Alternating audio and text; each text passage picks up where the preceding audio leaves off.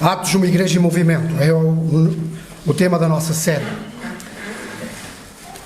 Precisamos correr hoje, temos 31 versículos, passagem um pouco extensa, então vamos ler a palavra do Senhor. Atos 5, a partir do versículo 12. E diz assim a palavra do Senhor: e muitos sinais e prodígios eram feitos entre o povo pela mão dos apóstolos, e estavam todos unanimemente no alpendre de Salomão. Dos outros, porém, ninguém ousava juntar-se a eles, mas o povo os tinha-os em grande estima. E a multidão dos que criam no Senhor, tanto homens como mulheres, crescia cada vez mais, de sorte que transportavam os enfermos para as ruas e os punham em leitos e em macas, para que, ao menos, a sombra de Pedro, quando este passasse, cobrisse alguns deles. E até das cidades circunvizinhas concorria muita gente a Jerusalém, conduzindo enfermos e atormentados de espíritos imundos, os quais eram todos curados. E levantando-se o sumo sacerdote e todos que estavam com ele, e eram eles da seita dos saduceus, encheram-se de inveja e lançaram mão dos apóstolos e puseram na prisão pública. Mas de noite um anjo do Senhor abriu as portas da prisão e, tirando-os para fora, disse: ide e apresentai-vos no templo e dizei ao povo todas as palavras desta vida. E ouvindo eles isto, entraram de manhã cedo no templo e ensinavam. Chegando, porém, o sumo sacerdote e os que estavam com ele convocaram o conselho e todos os anciãos dos filhos de Israel e enviaram ao cárcere para que de lá os trouxessem. Mas tendo ido os servidores, não os acharam na prisão e voltando-lhe o anunciaram, dizendo: achámos realmente o cárcere fechado com toda a segurança e os guardas que estavam de fora, diante das portas. Mas quando abrimos, ninguém achámos dentro.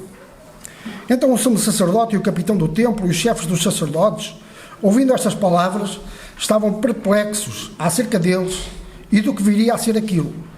E chegando um, anunciou-lhes dizendo: eis que os homens que encerraste na prisão estão em pé no templo e ensinam o povo. Então foi o capitão com os servidores e os trouxe, não com violência, porque temiam ser apedrejados pelo povo. E trazendo-os, os apresentaram ao conselho. E o sumo sacerdote os interrogou, dizendo: não vos admoestámos nós, expressamente, que não ensinassem nesse nome? E eis que encheste Jerusalém dessa vossa doutrina, e quereis lançar sobre nós o sangue desse homem. Porém, respondendo Pedro e os apóstolos, disseram: mais importa obedecer a Deus do que aos homens.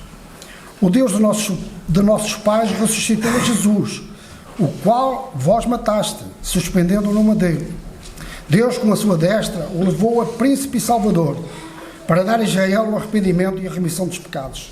E nós somos testemunhas acerca dessas palavras, nós e também o Espírito Santo, que Deus deu àqueles que lhe obedecem. E ouvindo eles isto, se enfureciam e deliberaram matá-los. Mas levantando-se no conselho um certo fariseu, chamado Gamaliel, doutor da lei, venerado por todo o povo, mandou que por um pouco levassem para fora os apóstolos, e disse-lhes: homens israelitas, acautelai-vos a respeito do que haveis de fazer a estes homens.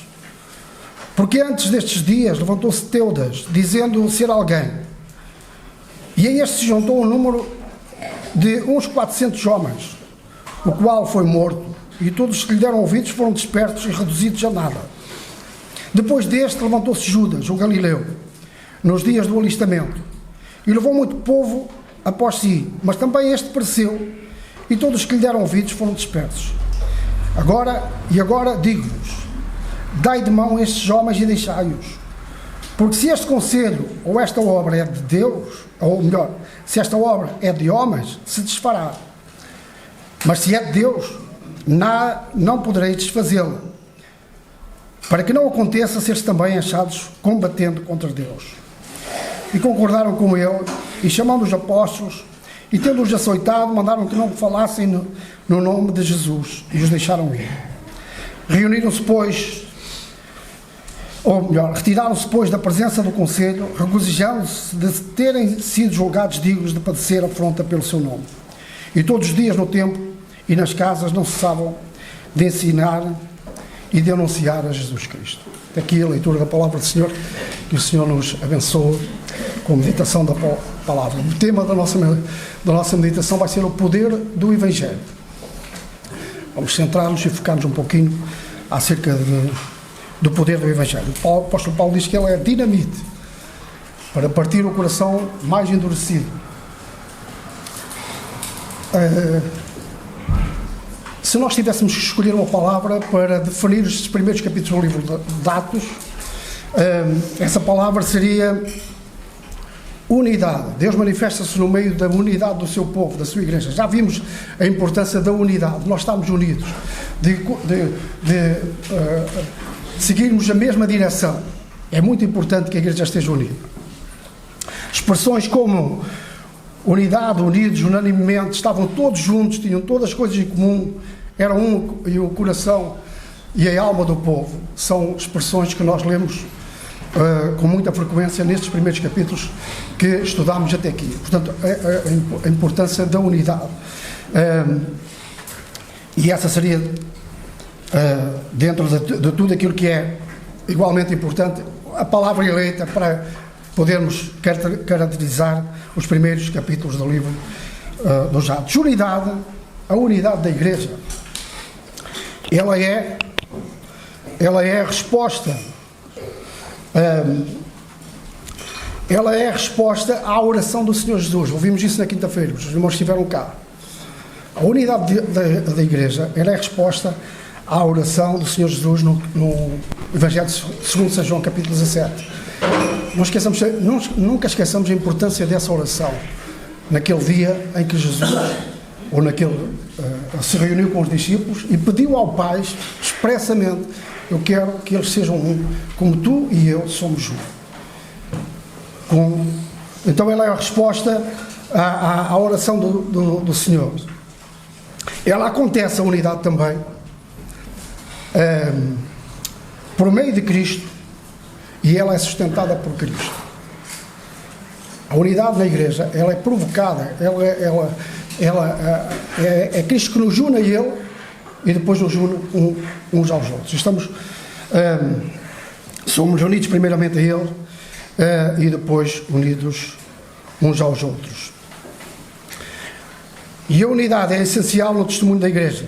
Eu quero que eles sejam um, como tu e eu somos um, com uma finalidade: para que o mundo conheça que tu me enviaste. Era uma oração com propósito. E é na unidade que o ambiente da igreja, era na unidade e no ambiente da unidade da igreja que o poder de Deus se manifesta. E é aqui que nós começamos a ver o nosso texto. É nesse ambiente de unidade que o poder de Deus se manifesta. Nós vamos meditar sobre o poder do Evangelho, sobre a oposição ao Evangelho. Já tínhamos visto também atrás. Vamos ver também que Deus continua sempre e está sempre no controle. E vamos ver acerca do testemunho do Evangelho. O poder do Evangelho. Começámos no versículo 12 a dizer que muitos sinais e prodígios eram feitos. Sinais, prodígios, curas, libertação, salvação. E vamos ver, o que vimos atrás, o que temos vindo a ver na palavra do Senhor, é que os apóstolos tinham sido proibidos de falar do nome de Jesus. No entanto, não se calaram. E em resposta a essas ameaças e à prisão, que nós já meditámos anterior, esta é a segunda vez que os apóstolos vão ser presos, a igreja reagiu com uma oração. O que nós vemos aqui é coisas completamente sobrenaturais a acontecerem no meio de uma forma pública, no meio da sociedade, mas nós vemos no capítulo 4, a partir do versículo 24 até ao 30, mas eu queria só focar-nos no versículo 29 e 30. Os apóstolos tinham sido presos, proibidos de falar o nome do Senhor Jesus, e quando foram libertados, a igreja reagiu com uma oração. E no capítulo 4, versículo 29 e 30 diz, a oração, ela acontece a partir do versículo 24, mas nós vamos ler só o versículo 29 e 30. A igreja a orar, uma oração intencional. No versículo 29, 4 a 29, eles dizem: agora, pois, ó Senhor, olha para as suas ameaças e concede aos teus servos que falem com toda a ousadia a tua palavra, enquanto estendes a tua mão para curar e para fazer sinais e prodígios pelo nome do teu santo Filho Jesus. E o que está a acontecer a partir do versículo 19 é a resposta a esta oração. Deus age no meio da unidade da igreja, respondendo à oração da igreja que estava a ser perseguida. Eles pediram que Deus desse poder para continuarem a falar enquanto o Senhor fazia sinais no nome do Senhor. O Senhor ouve esta oração e responde fazendo exatamente aquilo que vemos a partir do versículo 12. Sinais e prodígios feitos pela mão dos apóstolos, coisas completamente sobrenaturais, que nós já vamos considerar um pouco. O que parece, a figura que nós queríamos que nós pudéssemos construir na nossa mente, é que no meio da oposição, no meio da batalha espiritual, no meio de uma zona de guerra, os discípulos resolvem montar um hospital de campanha, podíamos chamar, para poder socorrer todos aqueles, para trazer cura física e espiritual. E tudo isto, coisas extraordinárias, que no final deste bloco, no versículo 16, diz que todos eram curados, atormentados de espírito, enfermos, atormentados de espíritos imundos, os quais todos eram curados. E tudo isto era feito no nome do Senhor Jesus, pelo poder do Espírito Santo. Tudo era feito no nome no qual eles tinham sido proibidos de falar. Duas notas importantes. Os discípulos, é bom que nós percebamos isto, porque há muita confusão até no meio evangélico. Os discípulos não fizeram todas estas coisas usando o Espírito de Deus, mas eles foram usados pelo Espírito de Deus para fazer tudo isto. Há uma teologia de que há um ensino em que os homens querem controlar, com dias até marcados, para acontecerem coisas no meio da igreja. Deus não está sujeito à agenda humana. Os discípulos não fizeram isto porque usaram o Espírito de Deus, mas pelo contrário, eles foram usados pelo Espírito de Deus para fazer todas estas coisas completamente sobrenaturais. Então, essa nota é importante.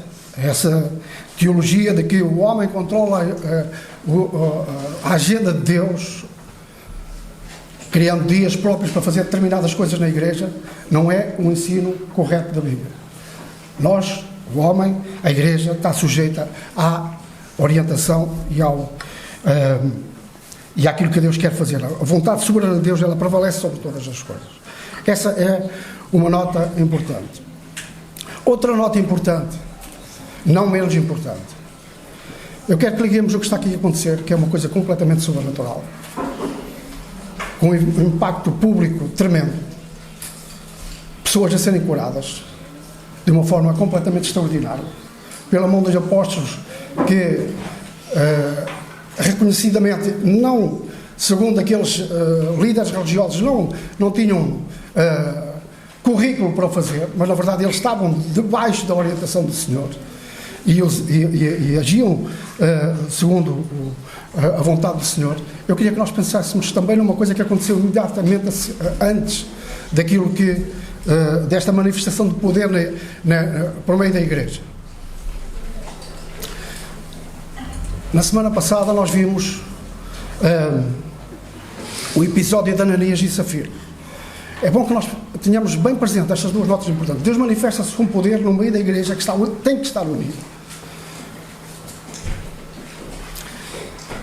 E o Espírito de Deus, ele age segundo a vontade de Deus, soberana de Deus, para fazer aquilo que Deus pretende fazer, que Deus quer fazer. Mas o que aconteceu imediatamente antes foi o episódio de Ananias e Safira, em que, por causa do pecado, aquelas duas pessoas são mortas.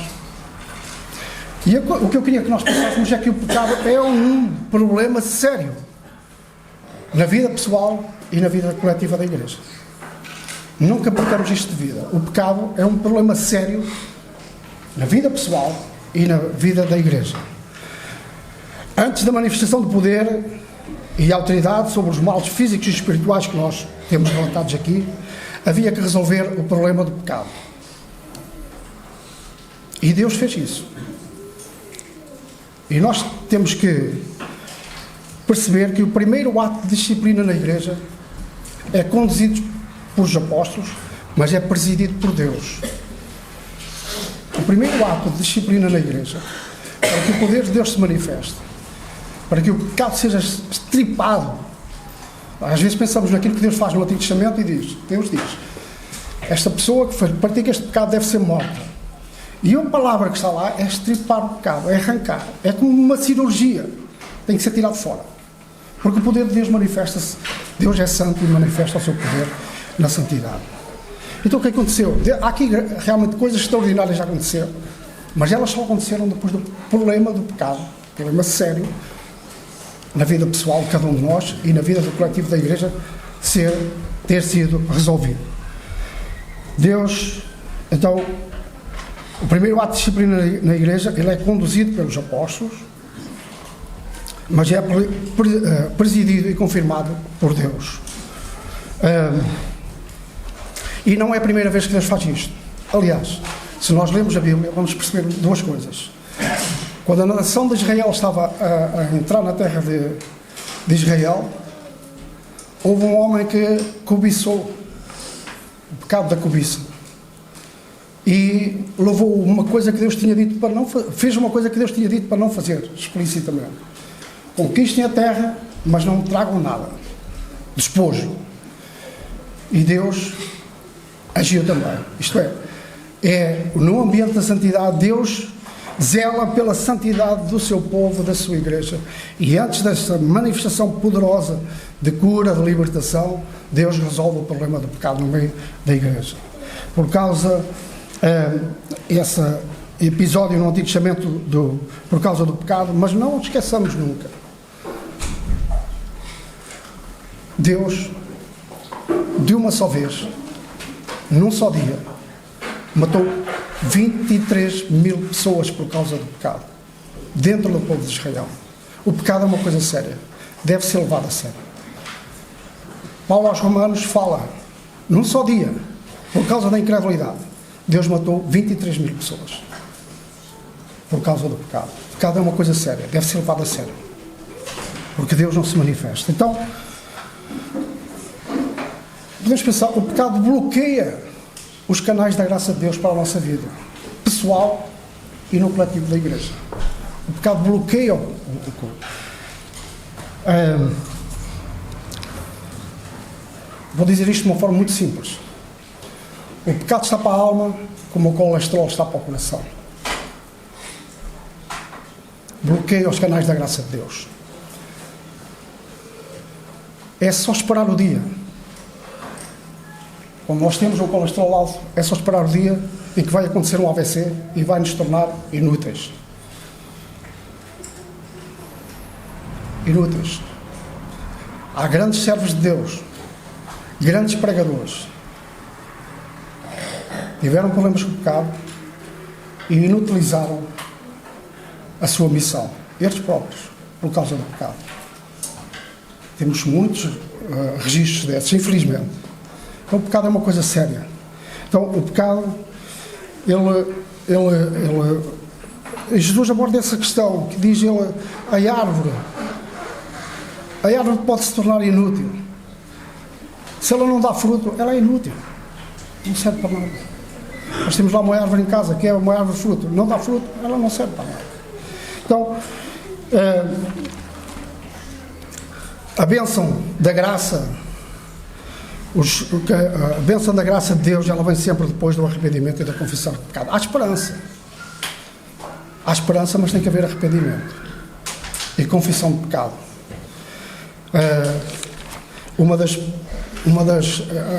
Acerca da forma como Deus age, uma das pregações de um pregador, talvez um dos pregadores mais famosos, nas mãos de um Deus irado. Pecadores nas mãos de um Deus irado. Cuidado com Deus. Quando nos aproximamos de Deus, nós somos convidados a examinar o nosso coração. Até em relação à cena. Sempre a examinar o nosso coração. O nosso coração é enganoso e perverso mais do que todas as coisas. A perversidade é o sentimento mais perverso do coração do homem. Então, nós somos convidados a examinar o nosso coração. Há esperança. Deus, na sua misericórdia, Ele dá esperança. Mas há que a pessoa tem que se arrepender e confessar o seu pecado. E termino concluindo esta parte dizendo: a palavra de Deus é muito clara. Aquele que encobre as suas transgressões, nunca, a palavra de Deus não mente. O canal da graça de Deus, ele está impedido pelo pecado. Tu não podes esperar, a bênção de Deus está no pecado. E a Bíblia diz, é muito clara: aquele que encobre as suas transgressões, ele nunca prosperará. Mas aquele que as confessa e deixa, alcançará a misericórdia. Deus dá esperança. Todos nós falhamos, todos nós pecamos. Todos nós. Não há ninguém que não peca. A palavra de Deus diz que quem diz que não peca é mentiroso. Nós pecamos diante de Deus. Mas Deus dá esperança. Arrependimento é o caminho certo. Arrepende do teu pecado. Cada um conhece a sua vida e Deus conhece a vida de todos. De todos nós. Conhece tudo aquilo que nós estamos a sentir. Então, o caminho a percorrer é o caminho da cruz. É o caminho do perdão. É o caminho da reconciliação. É ali que nós fazemos a reconciliação com Deus. Só ali. Porque o Senhor, no alto da cruz, perante aqueles que o estavam a martirizar, a matar, Ele disse: Pai, perdoa-os, porque eles não sabem o que fazem. Ele fez isso com aquelas pessoas que estavam ali a infligir sofrimento. Se nós, arrependidos dos nossos pecados, vamos a Ele e confessarmos, arrependidos do nosso pecado, e confessar e arrepender é voltar para trás, é mudar de direção, não é continuar a fazer as mesmas coisas. Então, a exortação é: arrepende, e arrepende enquanto é tempo, porque também há um tempo para se arrepender. É importante que isto seja dito. A gente pensa que o nosso tempo, a nossa oportunidade, a nossa janela de oportunidade é enquanto estamos vivos. Enquanto há vida, há esperança. Mas a lógica de Deus não é bem assim. E nós temos alguns exemplos na palavra de Deus. Pessoas que estavam vivas. Esaú buscou o arrependimento com lágrimas e não o encontrou. Não conseguiu. Então há uma janela de oportunidade. Deus abre os seus braços e nós somos convidados a ir a Jesus para nos arrependidos. Então Deus manifesta-se para além do alívio. O pecado traz opressão. O pecado traz traumas. Nós tentamos ultrapassar as coisas, mas as marcas vão ficando. E o alívio de se sentir perdoado é uma coisa extraordinária. O alívio de sentir que Deus nos perdoa é uma coisa extraordinária. É aquela figura do peregrino que larga o seu fardo, que voou, ficou para trás. Então, é nesse ambiente, que era a unidade dentro da igreja, que era uma vida que corresponde, em que o canal da graça de Deus está desimpedido e a nossa vida é abençoada, porque não podemos esperar que Deus abençoe, porque Deus nunca contradiz a sua palavra. Deus nunca contradiz a sua palavra. Deus vai agir sempre em conformidade com a sua palavra. Ele abençoa, Ele perdoa, Ele enriquece a nossa vida se nós nos arrependermos. Porque Ele não se nega a si mesmo e age sempre de acordo com a sua palavra. E é nesse ambiente que o Evangelho crescia, que o poder do Evangelho era manifesto. Pessoas eram curadas e diz-nos aqui que até chegou ao ponto das pessoas trazerem enfermos para as ruas, colocarem a rua para que ao menos a sombra de Pedro, não temos essa informação que isso tenha acontecido, mas que ao menos a sombra de Pedro cobrisse aquelas pessoas e elas fossem curadas. Sabem que naquele tempo, e eu ainda sou do tempo, que a sombra havia um poder místico na sombra. Havia muita superstição acerca da sombra, neste tempo. Por isso é que eles trouxeram isto. Não fizeram isto só como neste dia. Fizeram isto também com Pedro, com Paulo.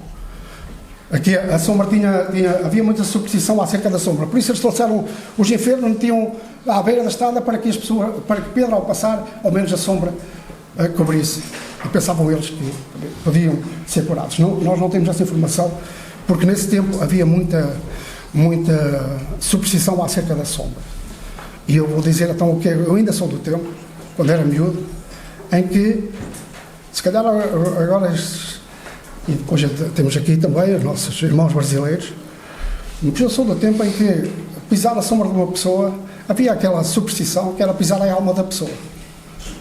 Era uma coisa assim, nós brincávamos com isso quando éramos miúdos, e havia essa superstição, ainda agora. E naquele tempo essa superstição estava carregada de misticismo e dessas coisas, e eles trouxeram as pessoas, meteram-se à beira da estrada a pensar que a sombra de Pedro pudesse curar as pessoas. Não temos essa informação. Sabemos que pela palavra e pelo poder muitos foram curados, muitos, diz-nos o último versículo, que eram todos aqueles que vieram, eram curados. Uma manifestação sobrenatural que aconteceu, e por causa disso, diz no versículo 14, que a multidão dos que criam no Senhor, tanto homens como mulheres, crescia cada vez mais. Estamos a falar de milhares de pessoas, como já tínhamos visto anteriormente. Isto provocou inveja, e agora vamos falar sobre a oposição ao Evangelho. Já tivemos também uma mensagem que falou sobre este assunto. Versículo 17 e 18 diz que, por causa disso, levantou-se o sumo sacerdote e muitos outros com ele, e encheram-se de inveja, e lançaram os apóstolos e os puseram na prisão. Portanto, levantando-se o inimigo, levantou os seus discípulos, os seus seguidores, movidos de inveja. E inveja é talvez o que está na causa do pecado original.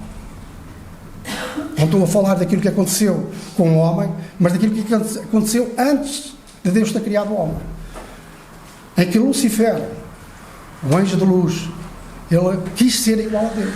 Teve inveja. A inveja é um problema sério.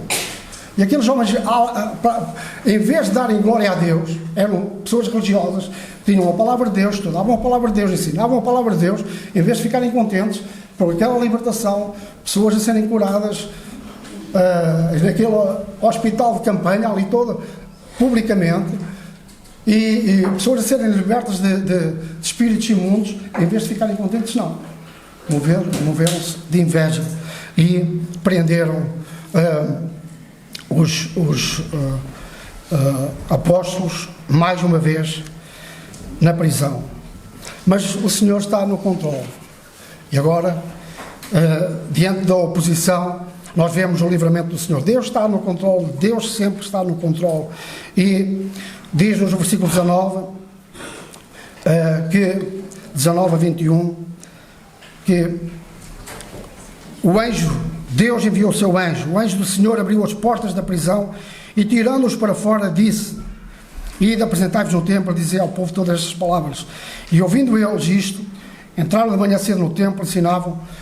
Chegando, porém, o sumo sacerdote e os que estavam com ele, convocaram o conselho, todos os anciãos de Israel enviaram ao Castro para que lá o trouxesse. E aconteceu uma coisa muito caricata, é que os líderes enviaram os soldados, os servidores, como diz aqui, para trazerem os apóstolos à sua presença, mas na verdade os apóstolos não estavam lá. Deus o parou de uma forma extraordinária, enviando o seu anjo, como nós lemos, para libertar o seu povo, e fez-lo de uma forma sobrenatural, de uma forma que confundiu, na verdade, aqueles que os tinham mandado prender. Diz-nos depois no versículo 24, ouvindo o sumo sacerdote estas coisas, que afinal eles não estavam presos no cárcere, mas estavam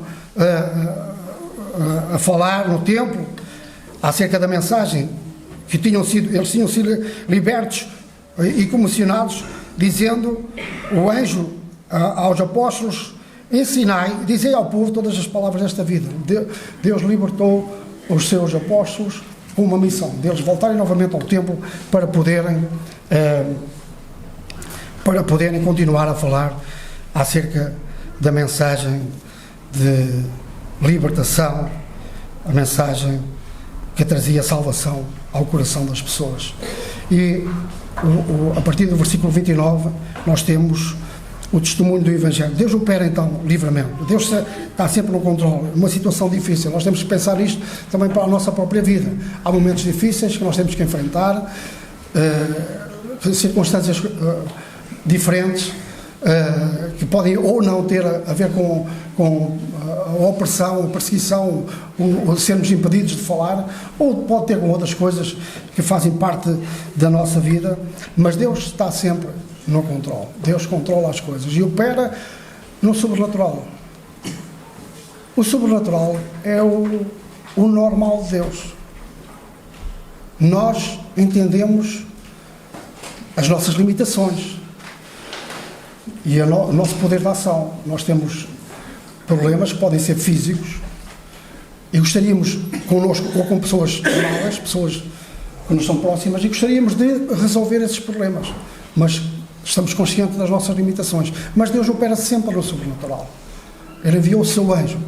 Não é muito comum no Novo Testamento nós vemos o ministério dos anjos em favor do seu povo, mas nós temos salmos que nos falam disso, e temos aqui um episódio em que o Senhor intervém, livrando os seus servos de uma forma completamente sobrenatural. E todos nós temos coisas que foram acontecendo na nossa vida em que nós vimos que Deus colocou a sua mão, enviou o seu anjo e protegeu-nos. Então, diante disto, diante daquilo que era a oposição, e no versículo 27 nós vemos que o capitão e os soldados trouxeram os apóstolos de onde eles estavam, falando da palavra de Deus, e apresentaram-nos no conselho. E o sumo sacerdote os interrogou, dizendo: não vos admoestámos nós expressamente que não ensinassem nesse nome? E eis que vocês encheste Jerusalém dessa vossa doutrina, e quereis lançar sobre nós o sangue desse homem. Perante estas ameaças, Pedro não se calou, com coragem falou, porém, respondendo Pedro, versículo 29, e os apóstolos disseram uma coisa que já tinham dito antes, quando tinham sido obrigados a ficar calados: mais importa obedecer a Deus do que aos homens. E eu não conheço o ambiente em que cada um vive. Quando eu trabalhava na empresa, houve um jovem que agora não está connosco, que colocou na vitrina dos anúncios da empresa um folheto e arranjou problemas com a administração. A administração entendeu que ele não podia fazer aquilo. E nós temos a nossa forma de anunciarmos a Jesus, devemos esforçar-nos com coragem, e se não aconteceu, pode acontecer, e é muito provável que aconteça, nós sermos, como os apóstolos, impedidos de falar do nome de Jesus, ou pelo menos aconselhados a não o fazer. Devemos, na verdade, com coragem, com a ajuda do Senhor, procurar prevalecer na fé, por uma questão pessoal, mas também com coragem continuar a anunciar. E esta palavra do apóstolo Pedro é muito importante também para nós, para a nossa fortalecimento espiritual, para nós podermos encher-nos de coragem. O que importa mais é obedecer a Deus e não aos homens. E continua com coragem testemunhando o testemunho do Evangelho. O Deus dos nossos pais ressuscitou a Jesus. Portanto, estavam com oposição, estavam a ser confrontados, mas não se calaram e continuaram a falar acerca do poder do Senhor e da ressurreição do Senhor. E dizendo: o Deus dos nossos pais ressuscitou a Jesus, o qual vós mataste, suspendendo-o no madeiro. É uma acusação grave, muito grave, tão grave que eles nesse dia decidiram matá-los. Diz assim: o Deus dos nossos pais ressuscitou a Jesus, o qual vós mataste, suspendendo-o no madeiro. Deus com a sua destra o levou a príncipe e salvador, para dar a Israel arrependimento e remissão de pecados. Mensagem completa do Evangelho. E nós somos testemunhas acerca destas palavras, nós também, o Espírito Santo que Deus deu àqueles que lhe obedecem. E versículo 33, e ouvindo eles isto, enfureciam-se e deliberaram ou decidiram matá-los. Mas o livramento do Senhor continua. E Deus está sempre no controle. Levantou, enquanto nós temos no versículo 17 a dizer que os inimigos de Deus se levantaram, levantou-se o sumo sacerdote e os com eles estavam para poderem criar oposição e prenderem os apóstolos. Deus levantou também um homem chamado Gamaliel, a partir do versículo 34. Diz que levantou-se no conselho um certo fariseu chamado Gamaliel. Este Gamaliel é o mesmo que depois Paulo diz que aprendeu aos pés de Gamaliel, doutor da lei, venerado ou reconhecido entre o povo. Mandou por um pouco tirassem de fora os apóstolos.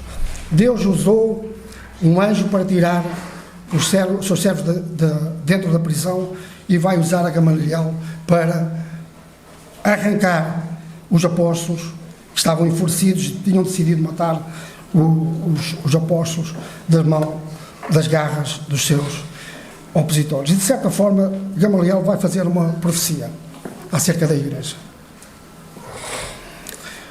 em cima da declaração do Senhor Jesus, que diz que as portas do inferno não prevalecerão contra a igreja. Gamaliel vai fazer uma profecia acerca da igreja. Versículo 38, depois de dar dois exemplos de que a obra quando é a obra humana se desfaz, ainda que tenha os seus propósitos, mas sendo uma obra humana ela não permanece, não prevalece. E Gamaliel vai falar uma coisa acerca da igreja que é muito importante. Diz ele, depois de dar os dois exemplos, ele diz: e agora digo-vos, dai de mão a estes homens e deixai-os, porque se este conselho ou esta obra, ela se referir à igreja, à mensagem da igreja, ela for dos homens, ela se desfará, mas se ela é de Deus, nada, ninguém a poderá desfazer. Para que não aconteça seres achados também combatendo contra Deus. A igreja é uma obra de Deus, ela permanece. E a história está aí para o provar. O que nós vemos aqui? Uma tentativa de calar, de abafar a mensagem da igreja e o poder da igreja, que não funcionou. No meio da oposição, no meio de grande sofrimento, a igreja prevaleceu. A mensagem da igreja prevaleceu. E a mensagem da igreja precisa de pessoas consagradas, precisa de pessoas com coragem.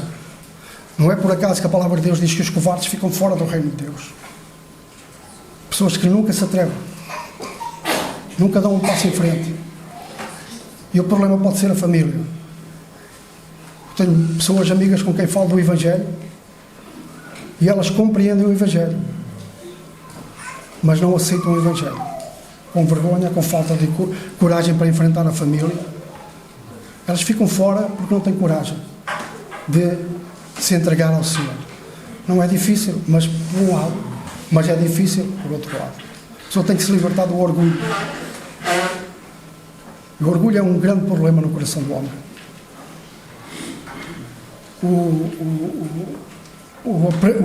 A tentativa de se apresentar diante de Deus com as suas credenciais, não assumindo o orgulho. Quando nós nos convertemos verdadeiramente ao Senhor, o nosso orgulho é quebrado. Ele cai por terra. Nós achamos que não somos nada, que não somos merecedores de nada, mas ainda assim Deus intervém a nosso favor, de uma forma sobrenatural pelo seu Espírito. Ele grava a divina semente, a pessoa de Jesus Cristo, o nome de Jesus Cristo, o nome pelo qual nós fomos salvos. Então, a Igreja, ela, ao longo de muitos e muitos séculos, de muitas maneiras, ela foi perseguida pelos líderes religiosos no tempo de Jesus e no tempo dos apóstolos. Pessoas que foram sacrificadas, mas logo a seguir veio coisas muito piores. Os imperadores foram carrascos da Igreja. Pessoas a serem mortas às centenas ou aos milhares. As famílias a serem espoliadas dos seus familiares, serem mortos, serem levados para as arenas, a serem espetáculo, tratados como atores num espetáculo.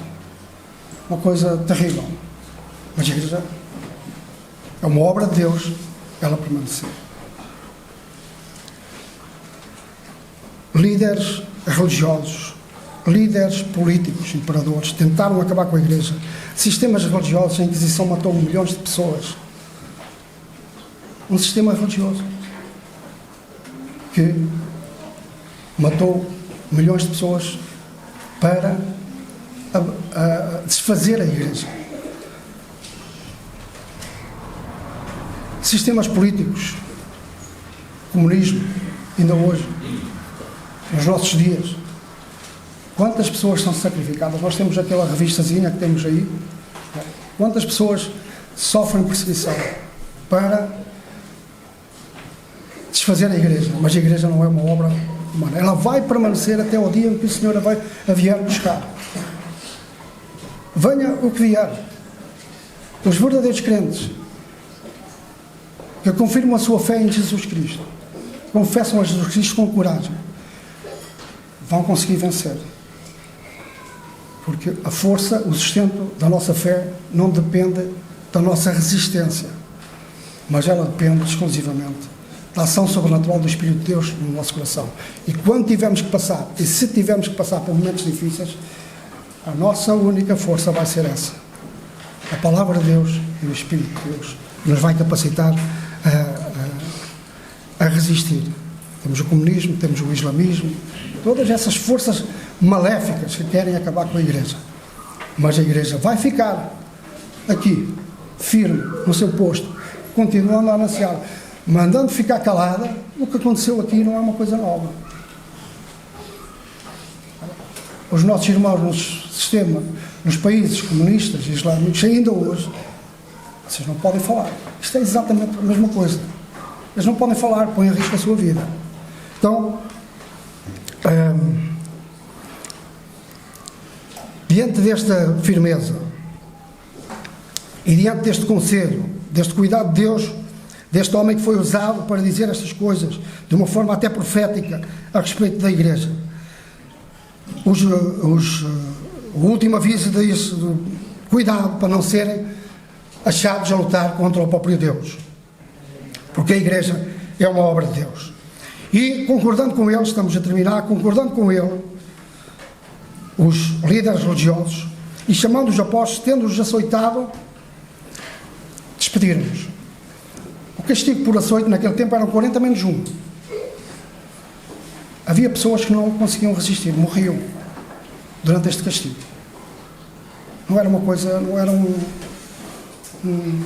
um encosto.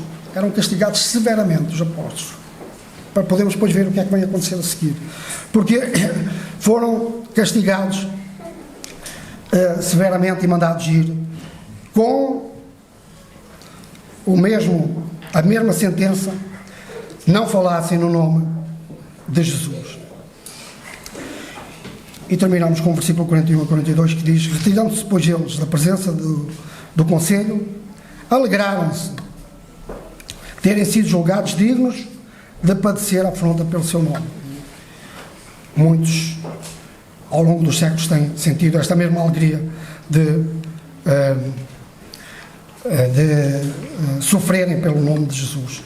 E continuavam, o último versículo 42, e todos os dias no templo e nas casas não cessavam de anunciar a Jesus Cristo. Que testemunho fantástico, de perseverança, de ficar firme, de perceber o que é a igreja, de agir em conformidade com a fé. É o que o Senhor nos pede. Este dia, que nós possamos elevar a nossa fé ao patamar daquilo que é a exigência de Deus para a igreja. Santidade. Deus move-se no meio da unidade. Deus move-se no meio da santidade. A santidade pessoal do nosso coração. Isso afeta, a santidade pessoal afeta o coletivo. Isso é muito claro na palavra de Deus. A santidade pessoal afeta o coletivo. A igreja vai crescer, vai experimentar a bênção de Deus quando nós, individualmente, cada um de nós, primar por santidade pessoal, e isso afeta, na verdade, o coletivo, e o poder de Deus manifesta-se no meio do seu povo. Que o Senhor, pela sua graça, abençoe, fortaleça e anime os nossos corações a que, como os apóstolos, nós possamos continuar a falar do nome de Jesus.